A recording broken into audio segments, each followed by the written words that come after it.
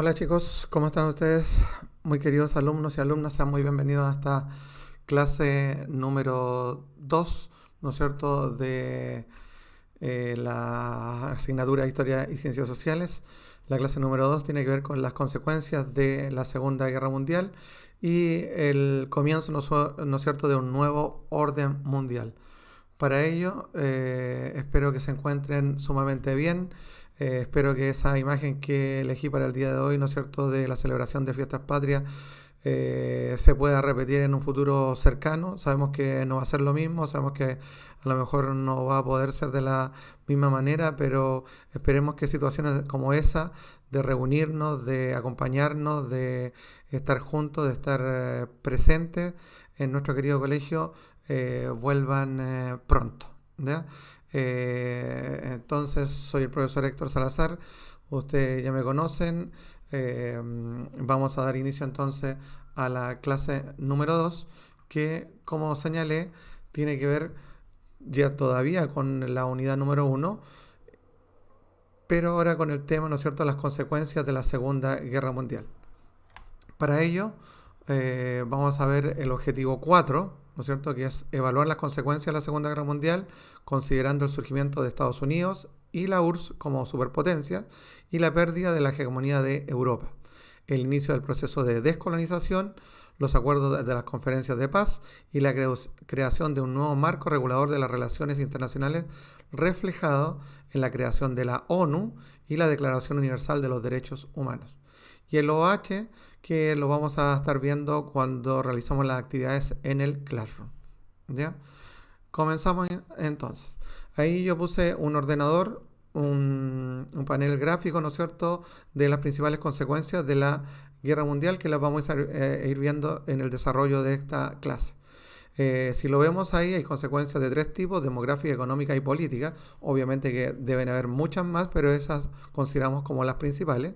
Como ustedes lo ven ahí en la demográfica, 60 millones de muertos, entre 5 a 5 a 6 millones de judíos se destaca, hambre y epidemia, desplazamientos masivos de población debido a la guerra y los cambios territoriales, ¿no es cierto? Por lo tanto, obviamente que si lo pensamos en este sentido de la cantidad de muertos y vemos esta gráfica que ustedes ven ahí, la Unión Soviética, ¿no es cierto?, se lleva el gran grupo, ¿no es cierto?, de cantidad de muertos, más de, o incluso se habla de, ahí sale menos de 20 millones, pero incluso se habla más de 20 millones. Luego Polonia, Alemania, Yugoslavia, o sea, países europeos, ¿no es cierto? Y si uno se ve acá en la foto de la izquierda, la cantidad de civiles que murieron, 28 millones de civiles muertos. O sea, en esta guerra, lamentablemente, no solamente mueren una cantidad enorme de personas, sino que también la gran cantidad de civiles, personas que no participaban directamente en la guerra, que se ven, ¿no es cierto?, afectadas con esta gran matanza. Lo vemos ahí también en este ordenador, ¿no es cierto?, en estos datos estadísticos, que la cantidad de baja de la población es muy significativa, muy significativa. Nuevamente tenemos a la URSS, Polonia, Yugoslavia, Grecia, Alemania, con las principales pérdidas, ¿no es cierto?, en seres humanos. Y, ¿no es cierto?, la gran cantidad de pérdidas, aparte de la cantidad de pérdidas enormes humanas, también, ¿no es cierto?, las pérdidas materiales, la gran cantidad, ¿no es cierto?, de fábricas, de industria, de infraestructura, ¿no es cierto?, las ciudades arrasadas, que se ve claramente en esa gráfica. Por lo tanto, hay una destrucción total, ya sea para vencedores como para vencidos. La desastrosa economía que queda una vez terminada la guerra es para todos más o menos igual. Por lo tanto, si hay algo que uno debe manejar y debe entender y debe reflexionar, es que obviamente que en una guerra no hay vencedores. En una guerra todos perdemos. Es una guerra, la economía, si ya nos resulta a diario complicada, obviamente que en una situación de guerra se mejora enormemente para todos. Por lo tanto, nunca, pero nunca hay que querer una guerra. Ahora, también, ¿no es cierto?, tenemos consecuencias de tipo político, ¿ya? Y en esa consecuencia de tipo político va a comenzar un nuevo orden mundial, ¿no es cierto? El mundo se va a desplazar de su hegemonía europea, por lo tanto los países europeos como Alemania e Inglaterra, que antes eran los que lideraban el orden mundial, van a quedar atrás y van a surgir dos grandes potencias que van a ser Estados Unidos como gran vencedor y también la Unión Soviética como gran vencedora de esta Segunda Guerra Mundial. Por lo tanto, estos dos países que hasta este momento de la guerra, ¿no es cierto?, eran países aliados, sin embargo, su enorme diferencia en cuanto a su ideología, en cuanto a su procedimiento, en cuanto a su economía, en cuanto a su forma de ser, uno, ¿no es cierto?, de una manera y el otro de otra, se van a separar y van a comenzar esta lucha que va a ser denominada la Guerra Fría. Esta Guerra Fría, ¿no es cierto?, liderada por el bloque occidental con los Estados Unidos a la cabeza y por el bloque oriental, ¿no es cierto?, con la Unión Soviética, va a dividir el mundo, ¿no es cierto?, en dos. Vale decir, ¿no es cierto?, un mundo comunista liderado por la URSS, en donde van a haber varios países aliados tanto en Europa como luego en América, en África y en Asia, y un bloque occidental, un bloque capitalista liderado por los Estados Unidos, que también va a tener una enorme cantidad de aliados en Europa, en América, África y Asia, ¿ya? Por lo tanto, el mundo se va a dividir en dos. Y también va a esto traducirse en los cambios de frontera, en los cambios territoriales. Primeramente, ¿no es cierto?, una vez que termina la Segunda Guerra Mundial, Alemania, ¿no es cierto?, con todo su poderío, con todas sus fronteras también va a ser disgregada, va a ser, ¿no es cierto?, va a ser diezmada y el territorio va a quedar dividido en 4 zonas, ¿no es cierto?, como lo vemos ahí, un sector británico, un sector soviético, un sector francés y un sector norteamericano o de Estados Unidos. Y también la capital, como lo vemos en la derecha, su capital Berlín, también va a quedar dividido en 4 sectores, ¿ya? Muy importante para todo el proceso que viene después, con la construcción del muro de Berlín, con la creación de dos Alemanias, ¿no es cierto?, Alemania dividida en dos, por este proceso que se lleva a cabo, ¿no es cierto?, con la creación primero de una Alemania dividida en 4 sectores y también la capital Berlín dividida en 4 sectores. También, ¿no es cierto?, el mapa europeo va a sufrir una serie de cambios, ¿no es cierto? Ustedes lo ven ahí, que la Unión Soviética, ¿no es cierto?, va a avanzar y se va a quedar con sectores de este país llamado Finlandia, luego Estonia, Letonia y Lituania también van a pasar en un tiempo más después a la Unión Soviética y se va a armar toda una esfera de países aliados en la Europa Oriental del bloque comunista, como son Polonia, Checoslovaquia, Hungría, Yugoslavia, Rumania, Bulgaria, que van a ser, ¿no es cierto?, satélites de la Unión Soviética, gobierno comunista, y que finalmente van a ser después liderados también en sus propias naciones por el Partido Comunista y se van a convertir, ¿no es cierto?, también en el bloque comunista liderado por la Unión Soviética.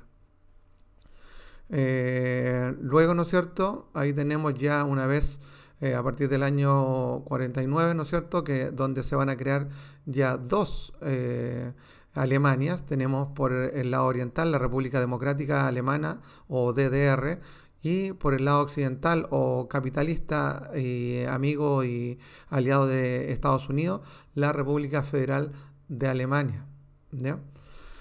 Por lo tanto, van a haber cambios también, ¿no es cierto?, una serie de cambios territoriales y en las fronteras principalmente de Europa.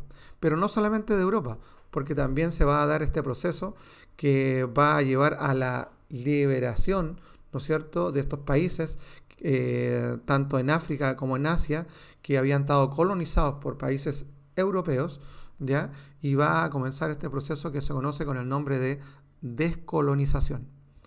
Ahora, ¿qué va a ser este proceso de descolonización? Como se señala ahí, es un proceso por el cual lograron la independencia las colonias que habían formado parte de los imperios europeos del siglo XIX. Por lo tanto, después de la Segunda Guerra Mundial, un ente muy importante va a ser la descolonización. Ahora, ¿por qué se va a producir este proceso de descolonización? Se va a producir principalmente, ¿no es cierto?, porque estas potencias europeas, llámese Alemania, Bélgica, Inglaterra, etcétera, van a estar, ¿no es cierto?, imbuidos, metidos en el proceso de guerra de la Segunda Guerra Mundial y van a dejar de lado un poco sus colonias. Más encima, después de término de ella, ¿no es cierto?, tanto países vencedores como vencidos, como ya señalamos, van a estar en una crisis económica terrible, en una crisis política total. Por lo tanto, van a dejar un poco de lado estas colonias en África y Asia, y va a ser el momento oportuno, ¿no es cierto?, para que ellos, aunque obviamente que estos procesos no nacen de la noche a la mañana, ya venía imbuyéndose, ¿no es cierto?, la ansia de liberación de estos territorios de mucho antes, pero con esto de la Segunda Guerra Mundial y con esta crisis que producen estos países europeos, se van a profundizar. Y ustedes lo van a ver ahí, las causas entonces del proceso, como señalamos la debilidad de las metrópolis, ¿no es cierto?, la debilidad de las potencias europeas, y van a aparecer, ¿no es cierto?, estos señores que ustedes ven en imágenes, que van a liderar los procesos de cambio, los procesos de liberación, de independencia de sus respectivas naciones y territorios. Vamos a destacar a Nehru y pero sobre todo a Gandhi, Mahatma Gandhi, ¿no es cierto?, en la India con su lucha pacífica en contra del poderío británico. Tenemos a Ho Chi Minh en Vietnam, que va a liderar la guerra contra Francia. Tenemos a Sukarno en Indonesia.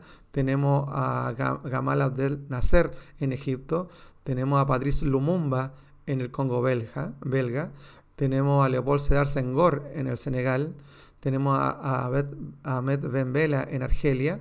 Y tenemos a Ali Jiman en Pakistán. Por lo tanto, todos líderes muy importantes, todas personas muy importantes, destacadísimos, ¿no es cierto?, en el proceso de liberación y de logro de independencia de estas naciones. Si lo vemos en el caso africano, ustedes lo ven ahí, tenemos ese mapa africano donde aparece el año de independencia de estas naciones. Si ustedes podríamos hacer una pequeña vistazo, ¿no es cierto?, la mayoría a partir de los años 60, a finales de los 50, pero 60 principalmente se da este proceso de independencia. Por lo tanto, si uno lo piensa comparado con las naciones latinoamericanas o con nuestro país, con Chile, son países relativamente jóvenes porque su independencia, ¿no es cierto?, está lograda a partir recién del año 1960.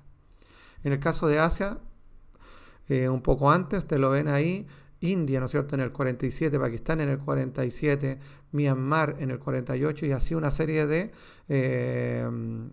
logro de liberación y de independencia en los países asiáticos. Ahora, en el caso, ¿no es cierto?, de esta descolonización, hay algunas diferencias, ¿no es cierto? En la parte de Asia principalmente se dio un proceso más bien de tipo pacífico y en África se dio cruentas luchas, guerras de años que hasta el día de hoy incluso repercuten y que ha causado una cantidad enorme de baja de vidas humanas. Estos países, ¿no es cierto?, una vez que logran su independencia, van a tratar de unirse porque se sabían, ¿no es cierto?, que estaban en forma precaria, ¿no es cierto?, en forma bastante vulnerable y obviamente entendían que solamente la unión iba a ser la fuerza de ellos. Por lo tanto, en el año 55 van a llamar a una conferencia que se realizó en la ciudad de Bandung y esta conferencia es llamada con el nombre, ¿no es cierto?, de esa ciudad. Entonces se celebra esta conferencia donde van a ir a este país, a Indonesia, ¿no es cierto?, estos países, y se van a crear y se va a formar el movimiento de países no alineados, vale decir, estos países que no querían estar en la esfera ni del bloque comunista liderado por la Unión Soviética, ni del bloque capitalista de mano de Estados Unidos. Por lo tanto, se crea este movimiento de países no alineados. ¿Y qué dicen ellos? ¿Qué van a acordar en ella, en esta conferencia de Bandung? Van a condenar el colonialismo, van a tratar de ser solidarios con los pueblos que luchan por su independencia, van a establecer que la soberanía e igualdad de todas las naciones, no importando que sean naciones pequeñas o grandes, y la necesidad de crear planes de desarrollo económico para los países, ¿no es cierto?, tanto de Asia como de África. incluso también de América Latina.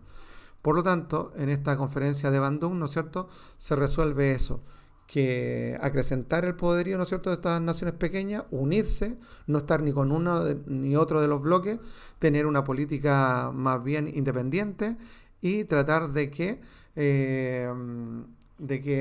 sus economías prosperen. También, ¿no es cierto?, como una consecuencia de esta Segunda Guerra Mundial, va a ser la creación de algo importantísimo, que va a ser el nacimiento de la Organización de las Naciones Unidas, la llamada ONU, ¿no es cierto? Va a nacer, ¿no es cierto?, en el año 45, ¿no es cierto?, con la ayuda de los países que van a vencer en esta guerra, y se van a fijar una serie de objetivos muy claros, ¿no es cierto?, que se pueden resumir en los que están viendo ustedes ahí, principalmente en la promoción de los derechos humanos, la cooperación pacífica y resolución pacífica de cualquier conflicto que surja entre naciones, la libre determinación de los pueblos, vale decir, la soberanía que tiene cada uno de tomar su propia identidad y autodeterminación, y obviamente que tratar de prohibir la fuerza, el medio de fuerza para resolver los conflictos. Por lo tanto, esto va a tratar de ser un corolario, ¿no es cierto?, de lo que fue antes de la Primera Guerra Mundial, que fue la Sociedad de Naciones, y va a tratar, ¿no es cierto?, de llevar adelante un acuerdo, ¿no es cierto?, en términos pacíficos, una resolución en términos pacíficos y acuerdos y unión entre los países de todo el mundo. Ahora, ¿qué organismos van a formar la ONU? Son muy importantes. Hasta el día de hoy, en el cierto del año 2020, tenemos 193 países que forman la Organización de Naciones Unidas. Y dentro de esta organización que forma la ONU, su organismo más importante es la Asamblea General, que está constituida, ¿no es cierto?, por todos los miembros activos de la ONU. También tenemos un órgano muy importante que lo conocemos como el Tribunal Internacional de Justicia, o como el Tribunal de la Haya, o la Corte de la Haya, ¿no es cierto?, que está constituido por 15 jueces de diferentes países que se van cambiando cada 9 años.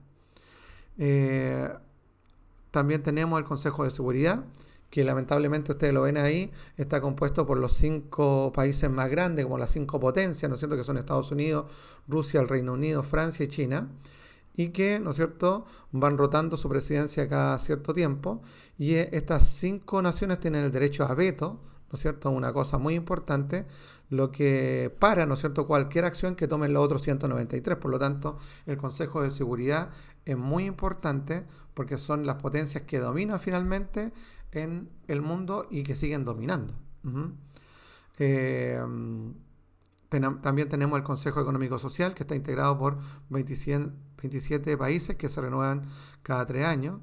Y también tenemos la Secretaría General, donde está el secretario general, ¿no es cierto?, que es la persona que lidera las Naciones Unidas, que es el que pasa a ser el presidente de este organismo y que se elige por un periodo de 5 años. Y el actual secretario general, lo tenemos usted ahí en pantalla, es el portugués António Guterres, que, ¿no es cierto?, ha llevado, ¿no es cierto?, todo este plan actual, ¿no es cierto?, de las Naciones Unidas. Pero también, aparte de este organismo, ¿no es cierto?, como la Secretaría General, los países miembros, ¿no es cierto?, de la Comisión de Seguridad, tenemos otro organismo organismos específicos, ¿no es cierto?, que tienen el apoyo de la ONU y que actúan en diferentes ámbitos, y ustedes más de alguna vez lo tienen que haber escuchado. ¿Qué más decir, ¿no es cierto?, de la UNICEF, ¿no es cierto?, que son las Naciones Unidas para la Infancia, como la OMS, que están de moda ahora, ¿no es cierto?, con esto de la pandemia, que es la Organización Mundial de la Salud, ¿ya? La OIT, que tiene que ver con el trabajo, el BID, que es el banco, ¿no es cierto?, que presta el dinero, que es el Banco Internacional de Reconstrucción y Desarrollo, y la UNESCO, ¿no es cierto?, que es las Naciones Unidas para la educación, para la ciencia, para la cultura, etcétera, etcétera. Ahora, dentro de lo realizado por las Naciones Unidas, tenemos algo pero fundamental, importantísimo, vital para la historia de nuestra humanidad, ¿no es cierto?, para la historia reciente de la humanidad, que es la creación de la Declaración Universal de los Derechos Humanos. es cierto?, en esta Declaración Universal de los Derechos Humanos que fue realizada, ¿no es cierto?, en el año 1948, se proclama, ¿no es cierto?, que estos derechos son para todos, que no se pueden, que no hay distinciones de credo, religión, color, etcétera, y que son fundamentales, como el derecho a la vida, como el derecho a la conciencia, como la libertad de expresión, de reunión, a la democracia, a la seguridad social, a la educación, ¿no es cierto?, a que nadie me pueda torturar, no a la esclavitud, etcétera, etcétera. Por lo tanto, ahí tenemos esos 30 derechos, ¿no es cierto?, humanos que son fundamentales para nuestra vida diaria. Ahora, ahí sabemos que a pesar de todo esto, pues sabemos que a pesar de todas estas situaciones de la creación de la Declaración de la Universal de Derechos Humanos, sabemos que hasta el día de hoy hay injusticia, sabemos que hasta el día de hoy se pasan a llevar los derechos humanos. Si ustedes lo ven en esa imagen, ¿no es cierto?, tenemos el caso emblemático en nuestro país de Camilo Catrillanca, ¿no es cierto?, con todo lo que sucede en el conflicto mapuche y con toda la violación a los derechos humanos que hay en esa zona de la Araucanía. También tenemos, ¿no es cierto?, acá en la imagen de la izquierda, el problema judío-palestino, ¿no es cierto?, como el Estado judío le quita territorio, mata personas, ¿no es cierto?, y se apodera más y más de territorio palestino. Y en la derecha tenemos, ¿no es cierto?, todavía lamentablemente este caso actual de George Floyd, ¿no es cierto?, un afroamericano, ¿no es cierto?, en Estados Unidos, que nos hace, ¿no es cierto?, llevar a la palestra nuevamente el tema de la segregación racial. Por lo tanto, los derechos humanos, a pesar de, ¿no es cierto?, de estas instituciones que ha creado las Naciones Unidas y esta Declaración Universal de los Derechos Humanos, siguen lamentablemente pasándose a llevar. Pero, ¿no es cierto?, cómo el mundo ha reaccionado, la comunidad, las organizaciones, los países han reaccionado a esta falta, ¿no es cierto?, o esta cese, ¿no es cierto?, de los derechos humanos en ciertas naciones, con organismos. En este caso particular, lo que ustedes ven en la imagen, no de gobierno, no gubernamentales, que son dos que estudian, ¿no es cierto?, van a los países y que se meten, ¿no es cierto?, a investigar sobre si hay violaciones de derechos humanos en cualquier parte del mundo. Y tenemos esos dos organismos que son fundamentales, que son Human Rights Watch y Amnesty International, que continuamente están mandando misiones, que continuamente están viendo, ¿no es cierto?, con sus delegaciones cómo está la situación de protección de los derechos civiles y los derechos humanos en cualquier país donde se necesiten. También tenemos las Naciones Unidas, ¿no es cierto?, también ha creado tribunales y cortes penales a nivel mundial. Tenemos a la izquierda, ¿no es cierto?, la Corte Europea de Derechos Humanos, y tenemos esta que señalábamos anteriormente, la Corte Penal Internacional, que la conocemos como la Corte Internacional de la Haya, ¿no es cierto?, donde se llevan adelante una serie de juicios y que se resuelven ahí conflictos internacionales. También tenemos otros conflictos otros organismos que ha creado la ONU, que por ejemplo lo tenemos ahí con el alto comisionado por los derechos humanos, que en este caso es nuestra expresidenta de la República, Michelle Bachelet, el Consejo Económico Social, el Consejo de Derechos Humanos, todos los cuales, ¿no es cierto?, vigilan, protegen y tratan de establecer directrices para proteger los derechos humanos a nivel global. En cuanto a las instituciones que se han creado en Latinoamérica, tenemos una muy importante, que es la Comisión Interamericana de Derechos Humanos, y que ha creado esta Corte Interamericana de Derechos Humanos, que es el llamado Pacto de San José, o la Corte Interamericana de Justicia, que se encarga, ¿no es cierto?, cuando yo me hallo, ¿no es cierto?, que en mi país me han violado los derechos humanos y la justicia no ha hecho nada, pues bien, yo puedo ir a estos organismos y tratar de ahí resolver que se me devuelvan, ¿no es cierto?, estas libertades, estos derechos que se me fueron pasados o pisoteados en mi territorio, en mi país. Si es que los tribunales de justicia de mi país no lo pudieron resolver. Por lo tanto, estos tribunales internacionales se preocupan de eso, también de velar porque si a mí no se me cumplieron mis derechos en mi país, ellos lo van a poner, ¿no es cierto?, en el tapete, en la base, y me los van a restituir. Por ejemplo, aquí tenemos esta noticia que es de este año, ¿no es cierto? Señala la Corte Interamericana de Derechos Humanos condena a Perú por la violencia policial contra una mujer trans. Por lo tanto, ¿qué pasó, no es cierto? A esta mujer trans que se le violaron los derechos, apeló, ¿no es cierto?, a sus tribunales, no pasó nada ahí, y esta mujer levantó con los abogados una, una denuncia, ¿no es cierto?, contra su país, y este país ahora, en el caso peruano, va a tener que pagar, ¿no es cierto?, va a tener que indemnizar a esta persona por que se le pasaron a llevar sus derechos. Entonces, es algo sumamente importante, porque si a mí mi justicia, yo encuentro que mi justicia no me da el derecho que me consagra mi constitución, yo puedo llegar a estos tribunales internacionales para que me repongan mis derechos. En el caso particular de Chile, también tenemos instituciones de derechos humanos.